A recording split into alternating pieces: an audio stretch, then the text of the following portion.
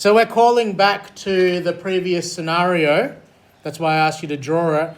You need to remember that by definition, a line is infinitely long. It goes on forever. So that's a problem for us because when you're graphing scenarios with a line, it suggests impossible situations. So this is the exact same situation we had with Bryden. $2 pineapples, watermelons, $3 each. He can spend up to 30. So you guys were all in agreement when I colored in this region here, 2x plus 3y is less than or equal to 30. It's down to the left of that line. But you need to remember, lines are infinitely long. So that line will go on forever in this direction. And it will go on forever in that direction. So the problem with that is this grey area also goes on forever. Why is that a problem? Well, let's have a look. Our region, Bryden could buy 3 pineapples and 8 watermelons. So that's a reasonable solution. It's on the line. That's all good. Bryden could buy 11 pineapples and 1 watermelon. Is that within the region? Yep. That's all good. Nothing wrong with that. The problem with this region is also suggests that he could buy 7 pineapples and -1 watermelon. Because 7 pineapples and -1 is here. It's below the x-axis. That's within the region though. But is it realistic? Can I buy a -1 of a pineapple? No.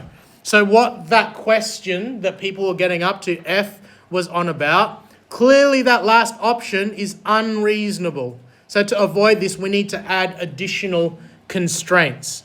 So in realistic scenarios, you will need additional constraints to prevent x and y being negative. So pretty much, by default, you can always have x is greater than or equal to 0. What does that do? It makes sure that x can't be negative. And by default, y should also be greater than or equal to 0. Why is that? It's going to prevent y being negative. So x greater than or equal to 0 is going to be a vertical line along the y-axis, and y greater than or equal to 0 is going to give you a horizontal line along the x-axis. Get those 2 points down. We'll do an example to illustrate that. So you can think of these two things as default constraints. If you're talking about something that exists, that should be there by default. But just be wary, sometimes these default constraints can be overridden. So read the question carefully. We'll do an example that shows that. So these 2 points to start off with.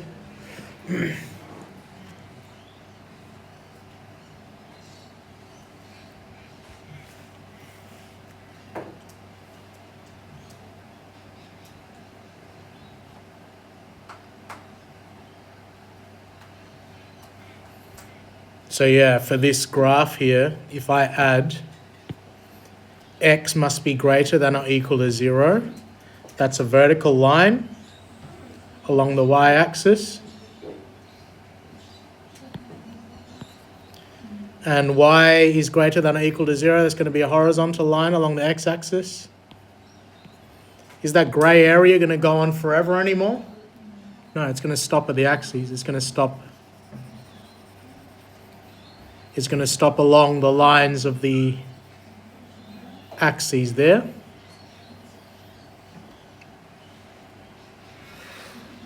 Hopefully you can see why that is important to consider, because you can't have -1 of something that has to exist.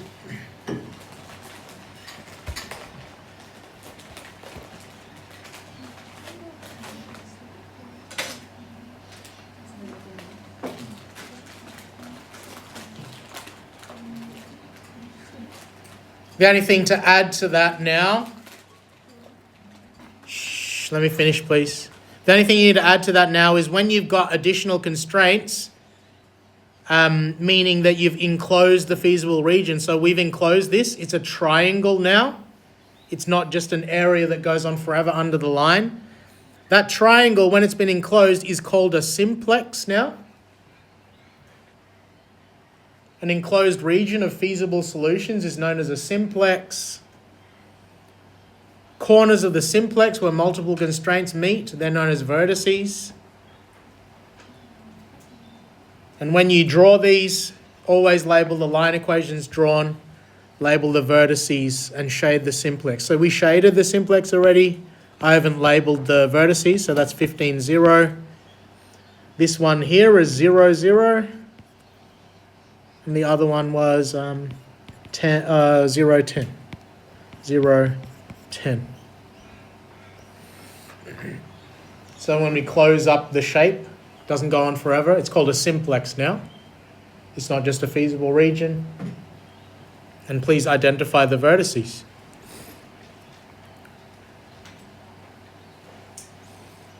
Just got one more example to show you after you've got that, so give you some time to get down to there.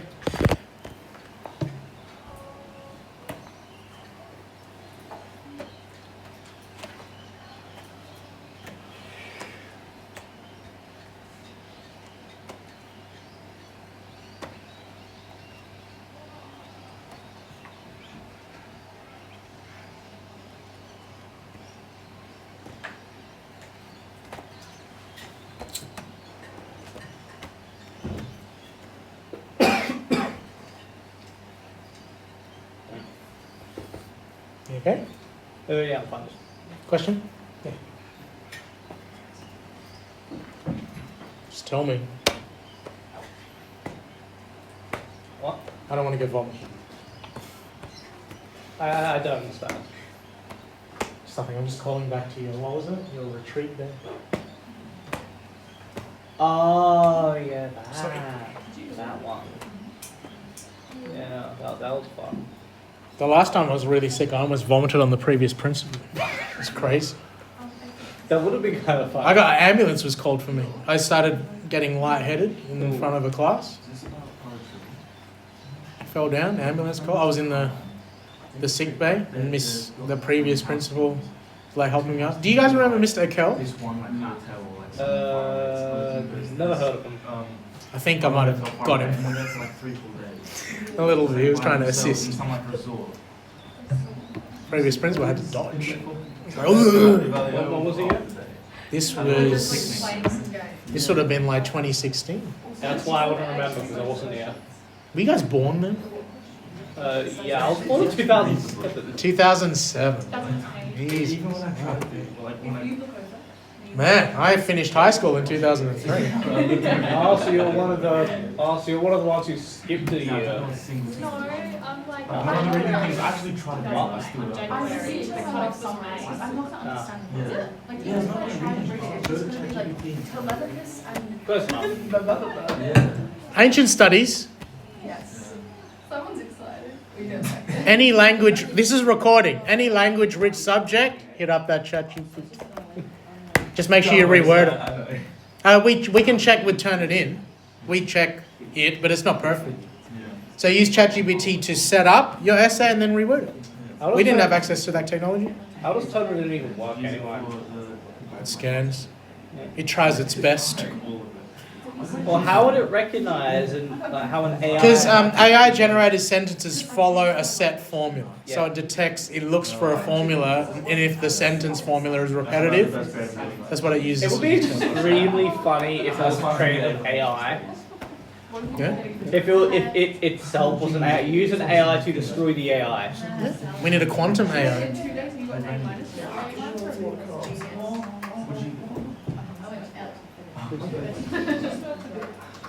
I've got the whole holidays to it, and then more time. Just cut it up next time. You can chat, just don't say anything too silly because I want to do an example of this. Still hammering the same thing. Same guy, Bryden.